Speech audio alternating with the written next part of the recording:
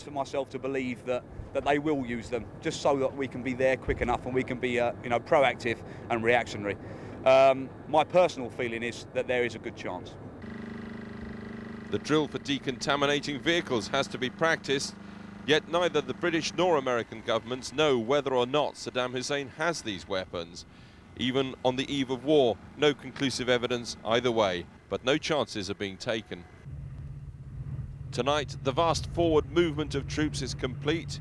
US and British forces are all in their forward assembly areas just south of Iraq. The field hospitals are prepared. But the medic agrees with the British commander here that chemical and biological weapons are less of a threat than bullets and shells, whatever the political motives for this war may be. Bombs and bullets are much more risky, and if people arrive here with NBC type of injuries, we're quite confident that we can save, in some cases, up to 97% of them. So, if I had to choose between an NBC munition and a horrible explosive one, I'd choose the NBC one, from just on chances of survival.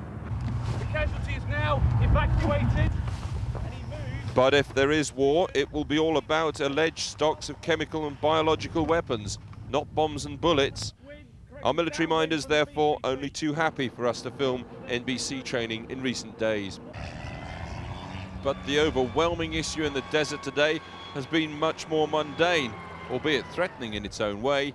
From early morning, the desert kingdom blanketed by a sandstorm, visibility down to a matter of yards at times, the potential to become lost in this featureless terrain very real. In recent days, dust and heat has already been affecting the military equipment here, but now a dust storm has set in that is likely to become much worse. Spring is the season of dust storms in the Kuwaiti desert. This spring is no exception. The weather is not, of course, a decisive factor. Even tonight, the supply lines are still clogged with material going towards Iraq. It is, though, a question, it seems, of when, not if, the invasion will begin. Well, so much for the British forces here, but of course it can't be stressed enough. This is obviously overwhelmingly an American setup here, an American-driven invasion, should it come to that. Well, Carl Dinnan has been somewhere out here with the US 5th Corps, who, like so many other troops today, moved up to their forward assembly positions. Rush hour in the desert. Convoys of fighting vehicles are heading towards the Iraqi border, along with their support teams. The battalion we are travelling with, the 2nd Battalion of the 4th Field Artillery, has nearly 200 vehicles to move. And this is what they're all about. The multiple launch rocket system, the most technologically advanced artillery in the United States Armory. In terms of firepower, they consider themselves the most powerful ground attack unit in the world. When the war starts, and that's beginning to feel very close out here now, they will push forwards into Iraq. Today, their brigade commander told us what he thought they would encounter there. One, certainly we'll have units, I think, that will capitulate. We'll also have units that will surrender, either before contact or during contact. And I also believe that we'll have some enemy that will want to fight, mainly the Republican Guards, in and around Baghdad. I think we'll see that. I hope we don't, but we're fully prepared to meet any level of contact that we come up against when we face the Iraqi army. This afternoon, 15 Iraqi soldiers were reported to have already given themselves up at a Kuwaiti border post, and the US Air Force has attacked Iraqi long-range artillery in the no-fly zone. Here, the desert is pockmarked with defensive sand barriers known as berms, with all units on alert for preemptive strikes. The northern Kuwaiti desert is now filling up with US military units as they take up their attack positions, braving the occasional sandstorms to dig in. As one unit commander put it to us when we arrived, this is now the pointy end of the stick. Carl Dinnan, Channel 4 News, Kuwait. As rock music pounded in the background, the bullish Timothy Keating, Vice Admiral of the United States 5th Fleet, addressed his troops on board the USS Constellation. But make no mistake, when the president says go, look out, it's hammer time. Storm is brewing, violent, blinding, unstoppable, and the Royal Marines are in the thick of it. When these winds calm and the skies clear, war is imminent. They practice, but it's gone beyond that now. The Marines are prepared for one of the first and most daring operations, leading the way for 250,000 men to follow as they invade southern Iraq. These are the final rounds they will fire on the practice range. After this, the ammunition is being boxed up to be opened again in Iraq. They hear their final orders. They're warned of mines, of suicide bombers. Men may die, says their commanding officer.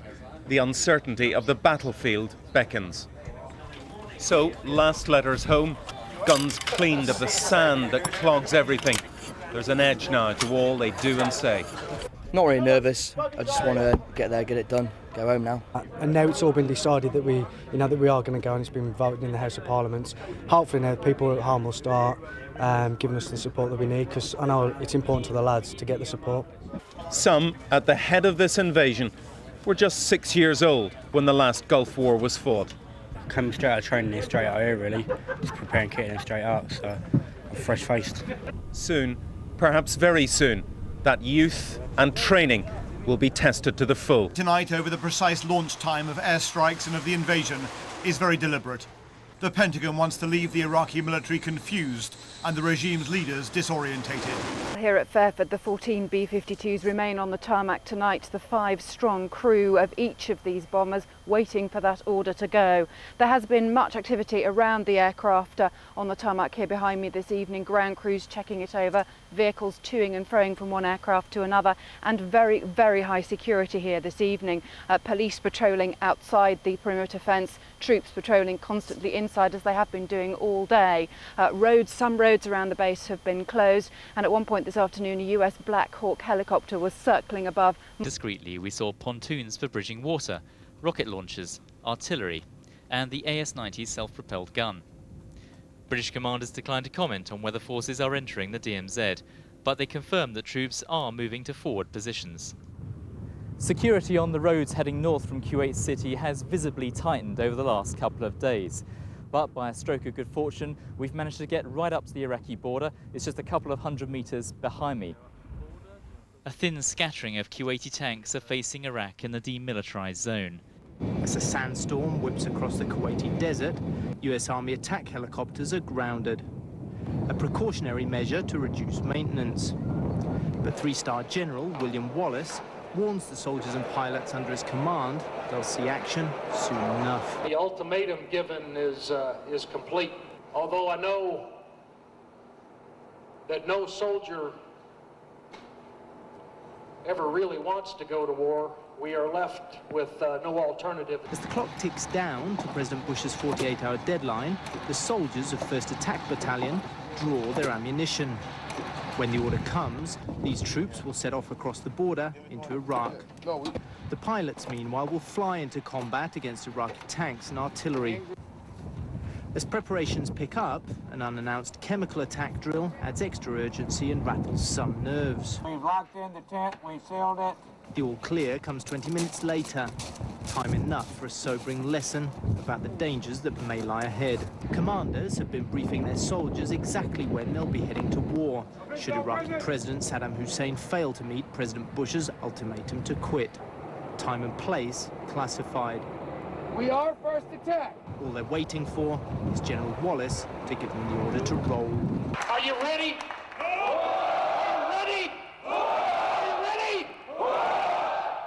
From where I'm standing, American soldiers and their aircraft can be inside Iraq within minutes.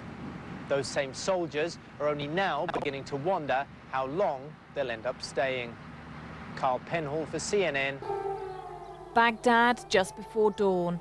The piercing drone of air raid sirens gripped the city. Then explosions on the outskirts of the Iraqi capital. Anti-aircraft fire peppered the sky. This 90 minutes after Washington's deadline for Saddam to leave the country expired. President Bush addressed the American nation to confirm the attack on Iraq had begun. On my orders, coalition forces have begun striking selected targets of military importance to undermine Saddam Hussein's ability to wage war. Our nation enters this conflict reluctantly, yet our purpose is sure. The people of the United States and our friends and allies will not live at the mercy of an outlaw regime that threatens the peace with weapons of mass murder. We will meet that threat now. Cruise missiles launched from the USS Donald Cook were fired at what's described as targets of opportunity. According to the American military, US intelligence had detected senior Iraqi leaders, including Saddam Hussein, were in the area.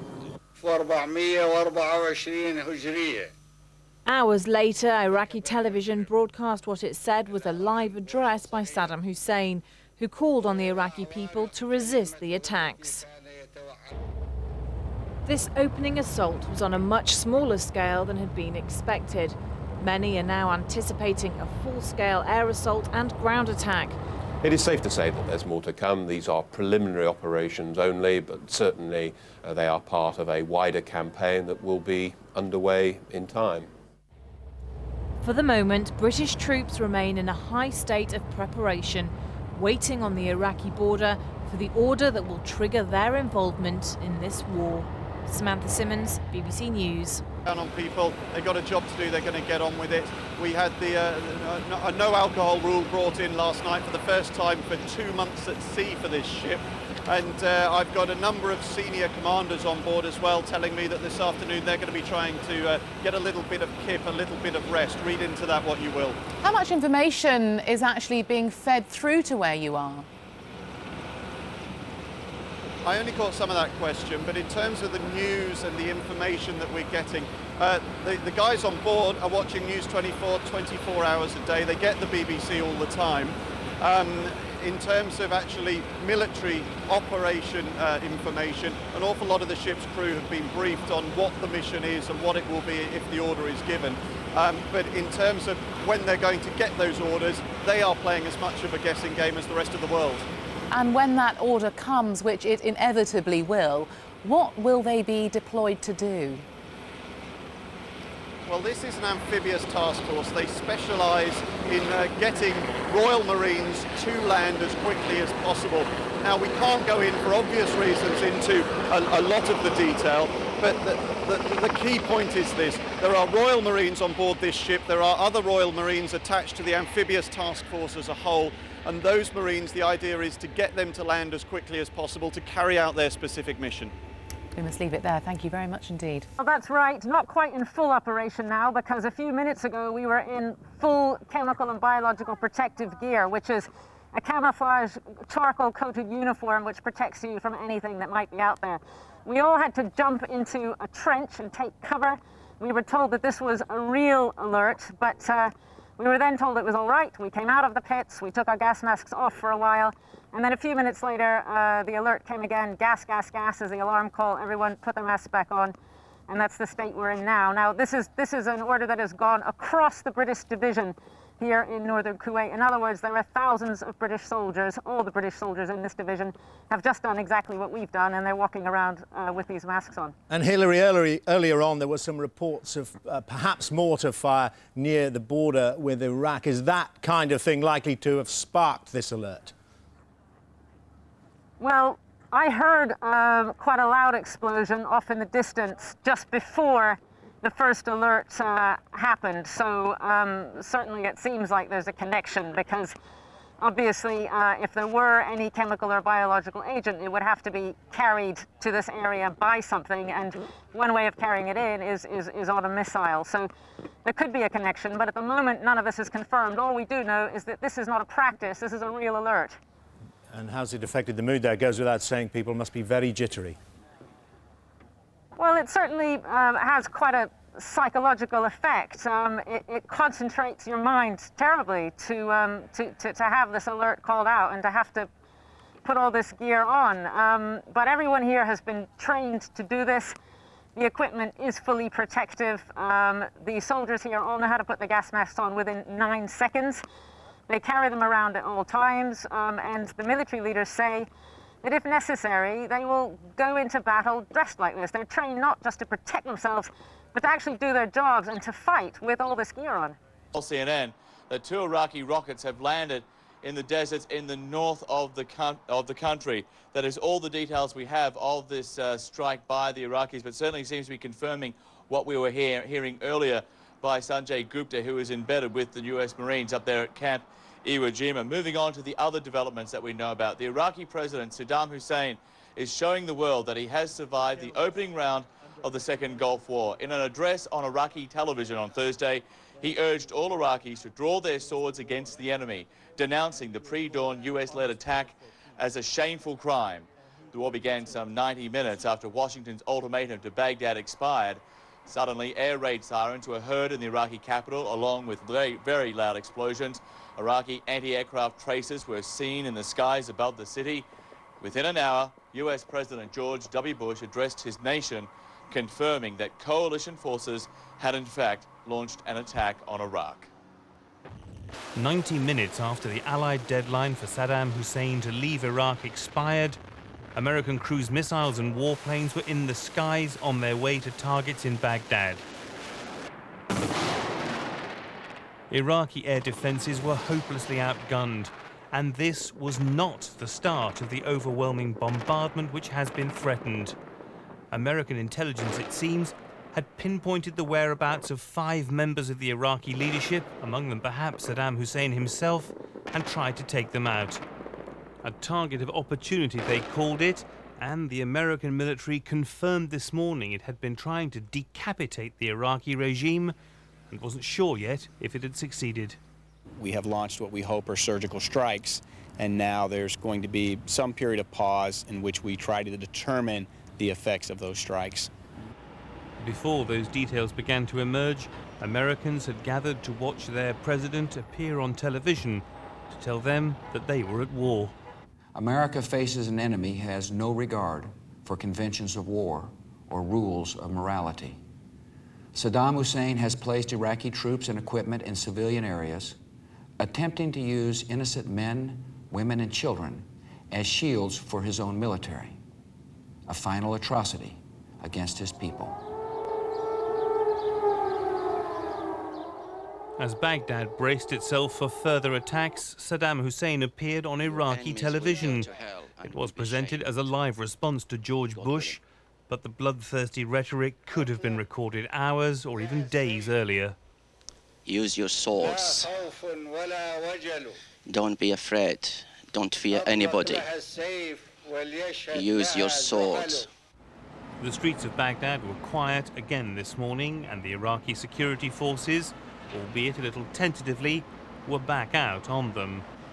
These men know, though, there is a further aerial bombardment and a massive assault by Allied ground forces still to come. It's almost as though the waiting isn't over yet, even though the war has now started. Really bearing out evidence of the fears that the Kuwaitis have that there will be some kind of reprisal attack from the Iraqis. Martin, we can hear those sirens very clearly indeed. Are they, just to fill in for us, what are they trying to tell you? Is it air raid, missiles, gas? What are they trying to warn everyone of? This is an early warning siren, I think. This is a siren telling people to get indoors and take shelter. Further sirens may follow, giving more specific instruction. We'll have to wait. I have to say there's been absolutely no evidence of an attack so far in Kuwait. Scud missiles, which are those I would imagine which the Iraqis would be most likely to use here, they're the only ones that they have, we know of, with a requisite range to go to 50 miles from the border into Kuwait City, would clearly make an earth-shattering thud if they landed here. We've had no feeling of that, but clearly this is an early warning, and as an early warning, it's telling us to expect something.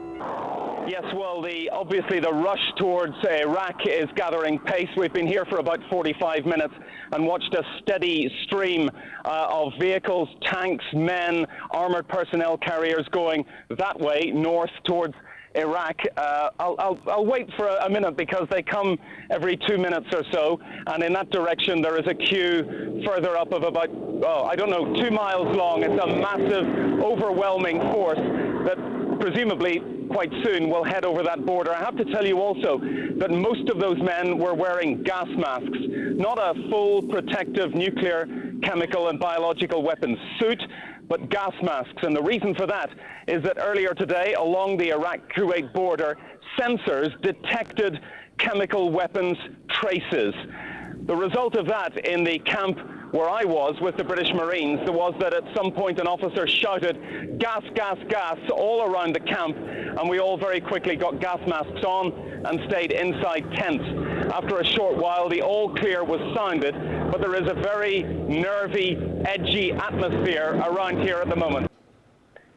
Yeah, we have. We've been subject to 5 gas alerts here in the camp of the 1st Battalion of the Parachute Regiment, which means that we've been getting our gas masks on, our protective clothing on, and getting into our tents every time one goes off. And I should say that if we do get another alert while this broadcast is going on, then it will come to an abrupt end. But with me for the moment, at least, is Captain Fred Gray, who's the adjutant of the 1st Battalion here. Fred, it's been a testing morning, hasn't it? It has. I mean, it wouldn't be fair, or with events over the last 12 hours. Clearly, people have been following that in the media. As you've said, we've had to respond to a number of alerts, but actually, routine is carried on. One of the things that we've been doing since we've been out here is making sure that we can respond if something happens, and that has happened this morning, and we've responded. And the paratroopers that you're in charge of, Fred, are trained and are ready to go about whatever operation they're asked to in this fully protective gear. Yes, they are. I mean, half the battle of working in this sort of environment is being mentally prepared for it. One of the things that we've been doing since we've been out here is doing physically and mentally demanding training, realistic training. So should it be required to be put into action, then we can do that. I'm not suggesting for one moment it is easy, but actually the preparation has been good and the guys are ready to do whatever they have to do. Off into the night, acting on secret intelligence of Saddam's supposed whereabouts. But this wasn't the massive assault everyone predicted. That apparently has yet to begin. The start of the confrontation looks and feels like we're now all in our chemical, biological and radiological suits. The 2 explosions of a couple of hours ago mean that the US military and the Brits here as well are all putting these suits on. It's hard to work in these conditions, it's very, very warm, and it is a little bit frightening because you do feel that the threat here is very real. This is what weeks of practice were all about, but for the men trying to protect themselves by the side of a road, it was still nerve-wracking. I made my heart start pumping a little bit faster, and this is our lives we're dealing with here. A bit more reality to it now. It's actually bringing it home to you that things are happening. This morning's attacks were a reminder of the dangers here, but the military were prepared and the supply chain continued to move forward. Well, there are 14 US B-52 bombers based here at Fairford. You can see some of the huge planes behind me now. Now, none of those 14 planes were involved in any action overnight or this morning, which obviously ties in with the speculation that last night's attack was all about targeting key senior members of the Iraqi regime. And that's because these bombers will play a heavy role in any air assault on Iraq, that huge intensive air assault we've heard so much about. These planes can carry up to 30 tons of missiles, up to 20 cruise missiles each, and they can be dropped on Iraq within 6 hours of leaving this Gloucestershire airbase as part of that intensive bombing campaign. Now, to give you an idea of what an important role they play, in the last Gulf War in 1991, they dropped some 40% of Allied bombs. Chris Shipp at Fairford, thank you very much indeed. Soon be going into action for real.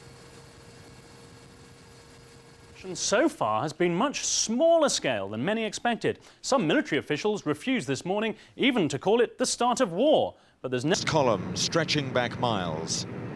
This morning, now at war, the units were in position to strike into Iraqi territory. This is now the American position closest to the Iraqi border. As we were driving up here last night, military commanders were getting reports that Iraqis were crossing the border to surrender. We can't confirm those details as yet, but we understand that these Iraqis belong to their military border units. For Bravo Company, 269 Armour, the move to war ends weeks of waiting. A common phrase heard here is that the route home lies via Baghdad. Finally, we're going to get to go ahead and do what we're trained to do, you know what I'm saying? Pretty good. Do you have any fears about what may lie ahead? No, I have confidence in all the equipment that we got, the way we're trained up and everything, so I think everything's going to go good. We're coming home. We're coming home. In these early stages of the campaign, military commanders will rely heavily on what they call PSYOPs, psychological operations. Leaflets are being dropped on Iraqi regular units, telling them how to avoid being attacked. So far, day one of this conflict, yesterday's sandstorms which delayed deployments haven't yet returned, and most American units are now ready for a ground war whenever that decision is taken. Gavin Hewitt, BBC News, on the Kuwaiti-Iraqi border. To kick off, and there was a sense of almost consternation, particularly on the British side, at the feeling that somehow this had begun without them. I don't think we should be too distracted by that. This was clearly a